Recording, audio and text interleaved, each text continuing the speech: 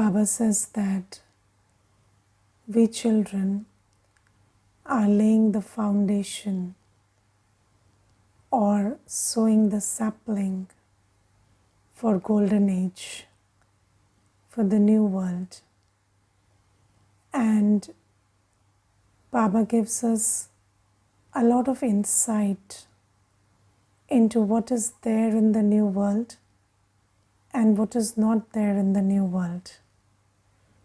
Because we must have a clear picture of the world that we are creating so that we can create it through our thoughts, actions and efforts.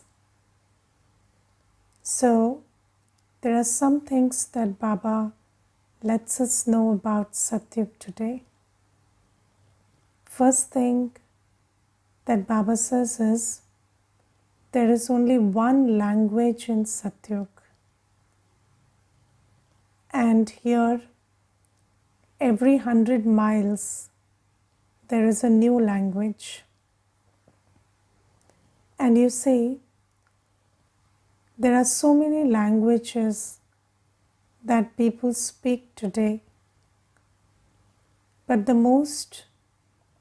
biggest problem today we face is we are not able to communicate properly. So we speak so many languages and then there is lack of communication. Because you see, communication requires spiritual presence. And when the soul is powerless, then even when we learn many languages, speak many languages, there is still communication gap. And Baba says that in Satyug, there is just one language. So how do we move from this world where there are so many languages to that world of one language? So first thing is, Baba speaks the language of love. And when you have love in your heart, then you listen. And when you listen, you understand. And you see, you don't understand when somebody is speaking very eloquently, but you understand when somebody is speaking with love and somebody is an embodiment of what they are speaking. So when their life, their mind and their words are in alignment, then that purpose of communication is served. And you see, this is an English class.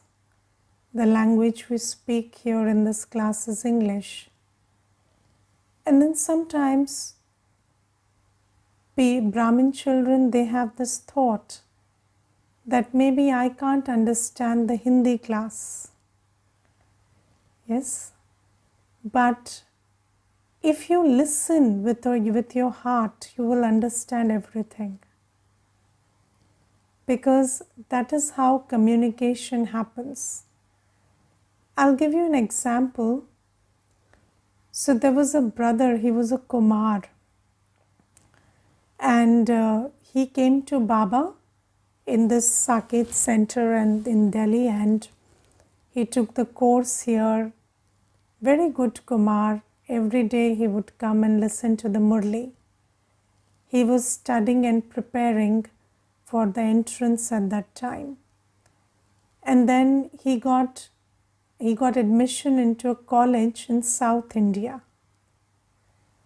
And then he told me that, Didi, at that time we didn't conduct online classes. So there was no way in which I could keep him connected from here. So then he told me, Didi, I would visit the nearest center, and I said, okay. And then when he went, after 5 days I called him and he said, I'm not going to that center. So I said, why? So he said, in that center, they read the Murli in Kannada.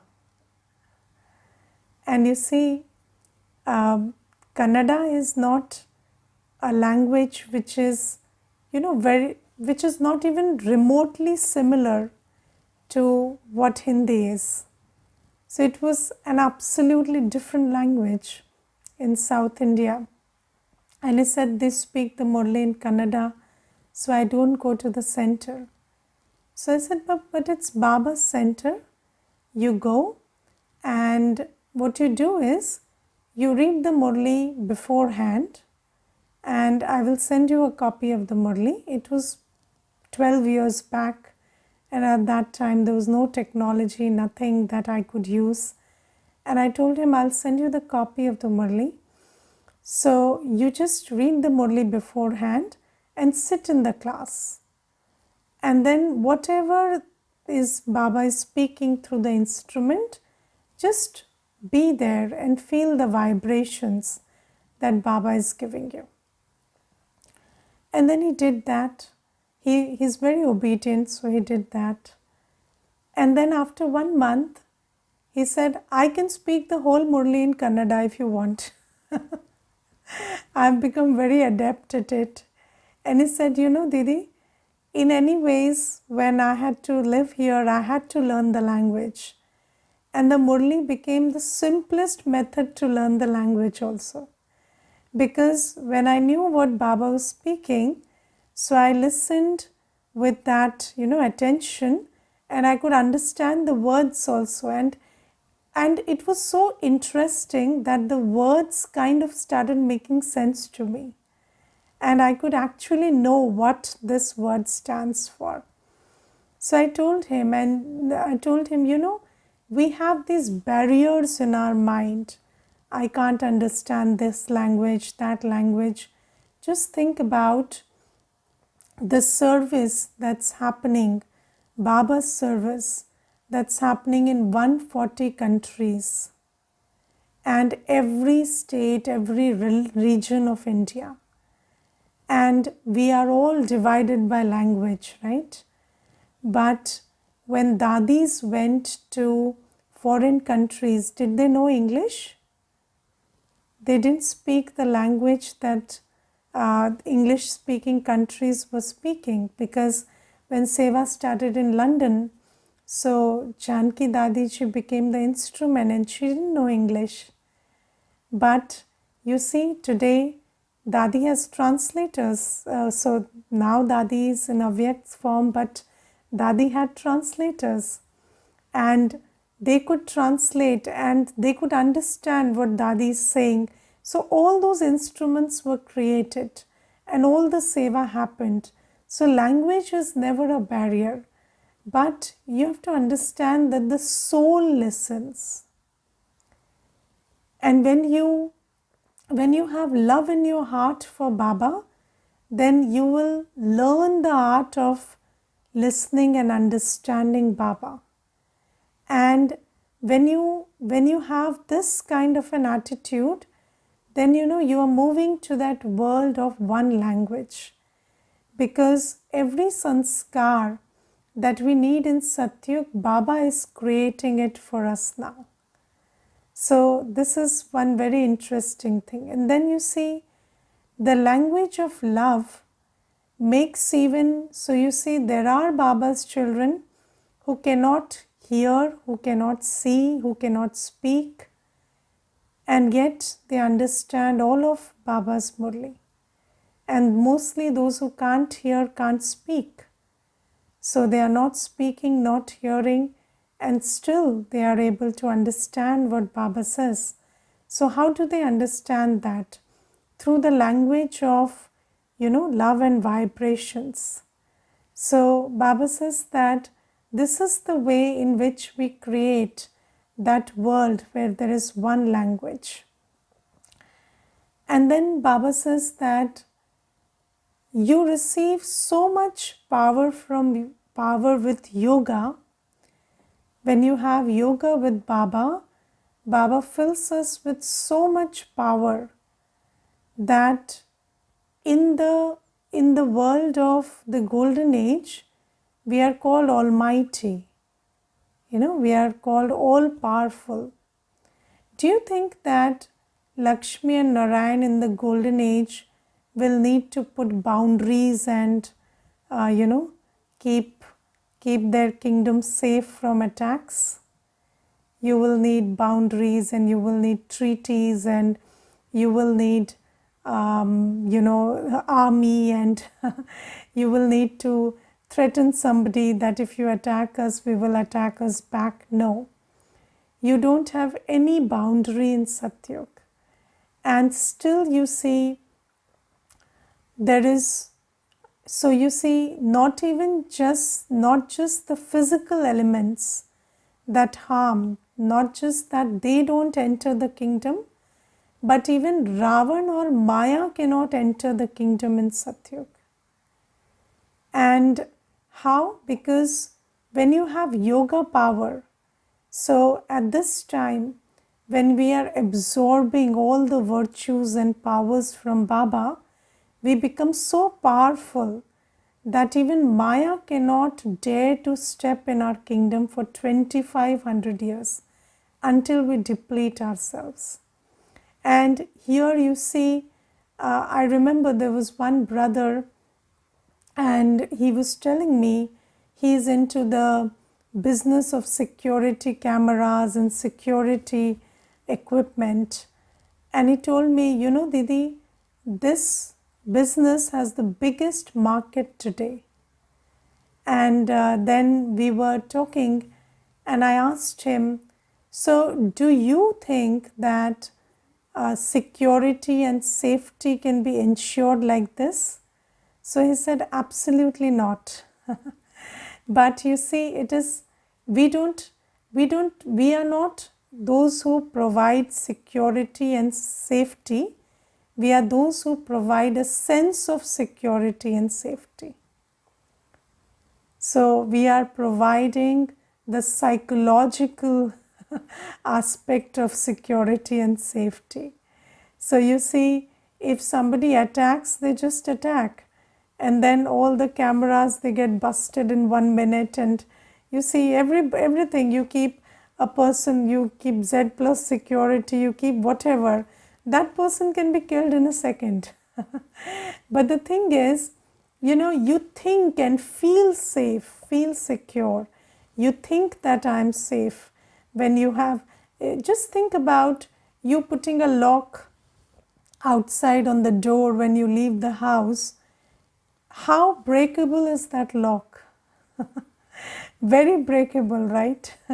It is not a big deal to break that lock. But then you check it 5 times and you think that I have kept everything safe. So Baba says that if you need real security and safety, then that comes when you are completely pure. Because you see, your vibrations, your auric field is your ultimate safety. And if you create that vibration around you through yoga power, then that protects you in Sangam Yuga also, and then in Satyug also. That will ensure that not even Maya enters your kingdom. And you see, we have had many incidents in the yagya, and also in my personal life I have felt that, when you are pure within, then anybody, even if somebody is very, somebody is very under the influence of their own sanskars, when they are away from you, they might speak anything about you, or they might do something to harm you. But when they come in front of you, they can't do anything.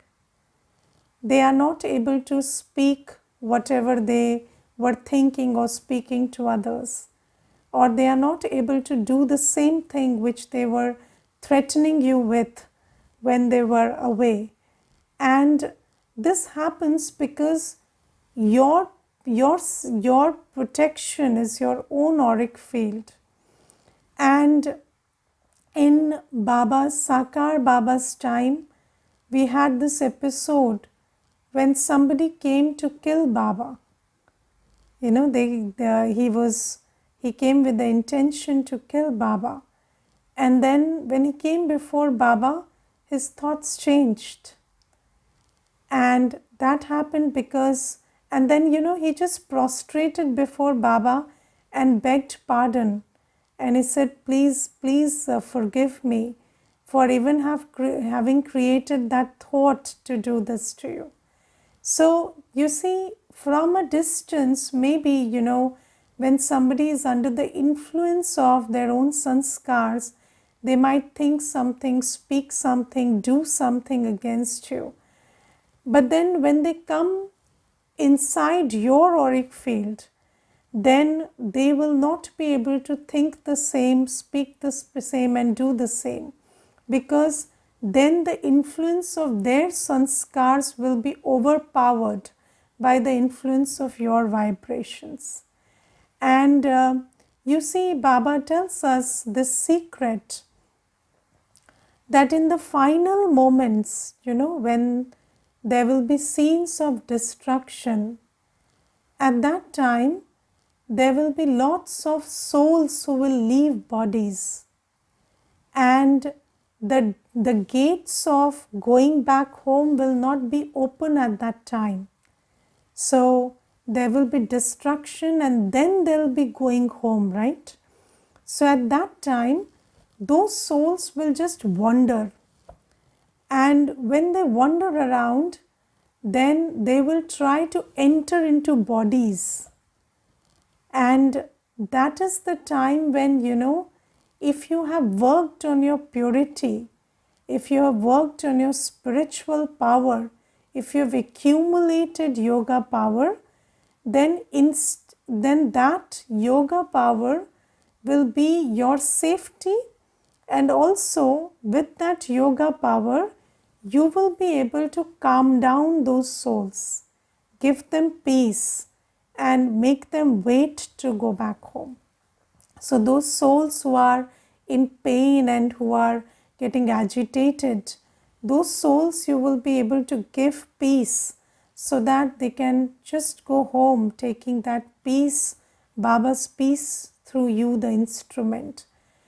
And Baba tells us that in Satyug there will be no threat, no protection needed, not even Maya can enter, but that collective consciousness in Satyug will be created because of the sanskars that we are creating now.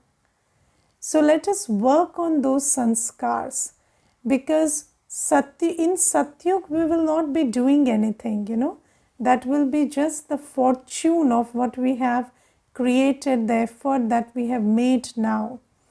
So Baba gives us this insight into Satyug so that we can prepare ourselves with those sanskars in this moment. And then Baba says that in Satyug there will be no sorrow. Even the animals will live in harmony with each other. And you see, in this world, people are fighting with each other, people are fighting with animals, people are fighting for animals. So, every kind of fight is going on. And even the animal, even if you keep a pet, okay, these days the pets are not receiving happiness from you. You are receiving happiness from the pet. People are not keeping pets to serve them. They are keeping pets so that the pet serves themselves. So this is why, we need to work on ourselves so much that we are able to serve the pets and the animals, and with our vibrations we are able to serve the 5 elements of nature, the animal kingdom, so that and when they are at peace right now, then they will carry those sanskars to Satyuga also. So, and you see, people think that by fighting for animal rights, they will do some good to animals, but you see that it's not, you cannot actually bring love and peace to the world by individual effort in this limited way. When you work on your purity, then the world changes, and everyone and everything in the world enjoys the peace and happiness of the new world. So Baba says, create that world. And then Baba says that in Satyug, we will not need advisors. So there are no wazirs or advisors in Satyug. So do you think that when Lakshmi Narayan take a decision, then they will run it through their ministers and advisors? No, they take a decision independently. And why do we need advisors today? So Baba says very clearly, then when we become impure, then we need advisors. Because when we are impure, then the intellect is under some influence or the other all the time. And you see, when you are under the influence of something or someone, some situation, some emotion, some trauma, some memory, somebody's company, then you think that you're making a good decision. And under that influence, it looks like the best decision you can make.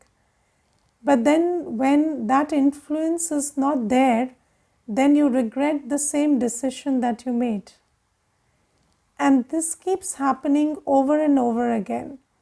Because whatever decisions we make, we are not in that state of purity and clarity. We are under some or the other influence. And when that influence is not there, then you start second guessing and you start repenting your own decisions. And I remember, there was this one Mata, and she told me that she had a contact in some school, and then she got her child admitted in that school through that contact. But that school was not the ideal choice for the child, because that school was much beyond the means of this Mata. But just because she had that contact, she got the child admitted. And then later on, that contact she had, she was a teacher in that school, so that teacher left the school. And then this Mata felt that, I was abandoned, my child was abandoned, and there was nobody to take care. And then I didn't understand the processes of the school, and then the fees were too much to pay, and then she regretted that decision. And I told her, so did you think that that teacher is going to take the full ownership of, making your child graduate from that school? So she said, I don't know, I didn't think so much. So I said, this is what, we don't think through our decisions. We don't think about the long term. We only think, this is profitable right now, this is easy right now. And then you are under the influence of some emotion, somebody's company, and then you take that decision. So Baba says that when we are pure, pure means uninfluenced, absolutely uninfluenced. And you see, you cannot become uninfluenced by just thinking that I am uninfluenced. Because you see, there are so many influences in the day. All day there are influences. Influences of what somebody says, what somebody did, what you did. Yes, your own karma that you did and how you felt about it, what emotions and feelings you created, they also influence you. Your further decisions. So what is very important is cleaning yourself every now and then. And you see, Baba has taught us this method that whenever you do any activity, just take out 10 seconds and clean yourself. You see, maybe you're cooking or you're talking. Okay, so you're talking, you're listening, there's communication going on. But in that communication, between that, take out 5 seconds and just connect with yourself and remember Baba. Or at the end of the communication, again, clean yourself. Come to a point, take Baba's peace and light and come to that state of equilibrium. Before starting the communication, remember Baba and come to that state of purity. While doing any work all through the day, keep taking this 2 second, 5 second, 10 seconds break. It's not a big deal. You have to just take an internal break. And just keep taking these breaks and reconnecting with Baba and keeping your energy pure. And when you keep doing this, then Baba says, when you're yog yukt, you are yukti yukt. Which means that when you are in constant yoga with Baba, then that reflects in the accuracy of your actions and decisions. Because whenever you are in yoga with Baba, you are cleaning yourself of all the influences that came, before that. And then whatever decision you make comes from a clean and clear intellect, from a knowledgeful intellect. And when you keep making your decisions like that, and when you don't, and you see, we have lost our confidence also. Because in the past, there are many decisions that you took on your own. And then when they didn't go, or I wouldn't even say that, they didn't go right, because what is right and wrong is a very long-term thing. But maybe you were insulted a lot because of that. Yes, it is usually public opinion that kills our confidence. And then everybody said, I told you so, you shouldn't do this, you shouldn't do that, and you did this, then now you see you're suffering. So you felt you were made to feel guilty about the decisions you took, or you were made to regret the decisions that you took. And you see, what happens is, when you make a decision, I'll give you one very simple example. I remember when I started cooking, so once I made a lot of rice and I didn't get the right quantity, and I cooked almost double of it. And then my mother shouted at me a lot and she said, you have no measurement and you cooked so much rice and who will eat it? And I said, okay, so from tomorrow onwards, you measure it and give it to me. So I immediately lost confidence, right? Because she told me, so I said, from tomorrow I cannot measure, I cannot have that ability. And then what happened is, 3 guests arrived that day, all of a sudden. And then the rice was there. So then my mother said that your decision was right. So maybe, it was a mistake, but it was right. And then my mother, because she had love for me, she told me that you're the Lakshmi of my house. And I said, you made a wrong decision and it's wrong of me. So I will never say anything to you. You make whatever you want in the kitchen. So then she never stopped me. And because of that, I did not lose my confidence. I again had the confidence that, okay, I will receive this touching. So at that time, I didn't know Baba. But of course, in Bhakti also, you have this thing that you connect with some external force. And I just kept quiet and I used to go very intuitively about things.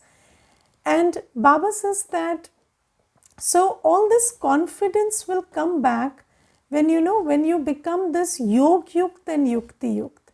When you remember Baba and then make decisions, then what happens is your decisions, they turn out to be right.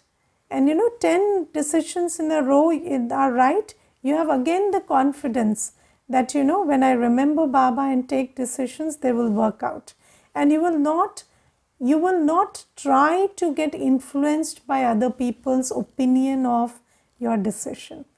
So this is also there. So Baba says that if you want to be king in Satyug, you have this quality that you can make your own decisions and you can take ownership of your own decisions.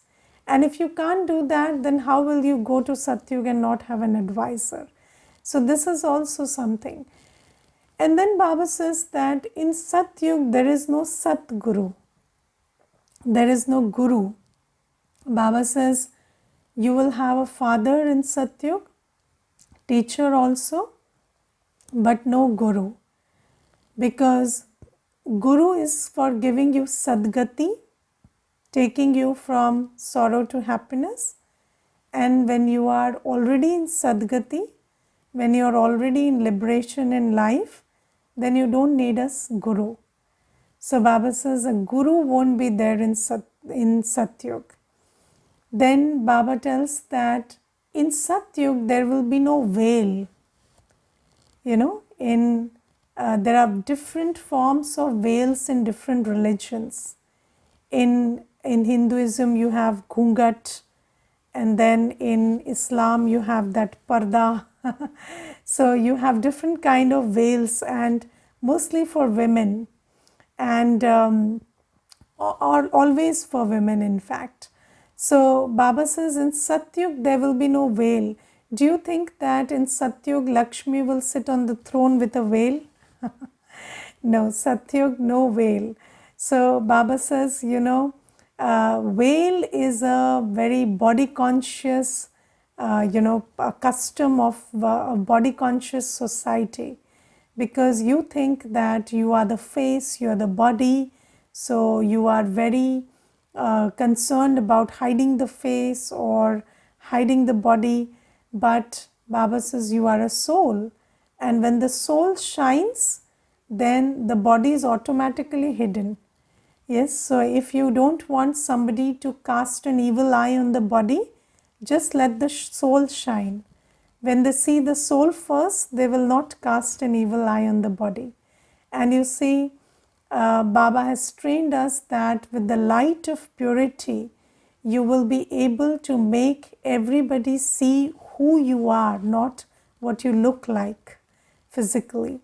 And when you succeed in doing that now, then you don't need to, have these customs where you're consciously hiding the face so that somebody doesn't fall for the beauty and attack or something. And Baba says that these customs won't be there in Satyug. So Baba gives a very beautiful peek into Satyug, and also in doing so, Baba gives us a lot of insight into what sanskars we must create right now, so that we can take them with Satyug, take them with us to Satyug. Okay, Om Shanti.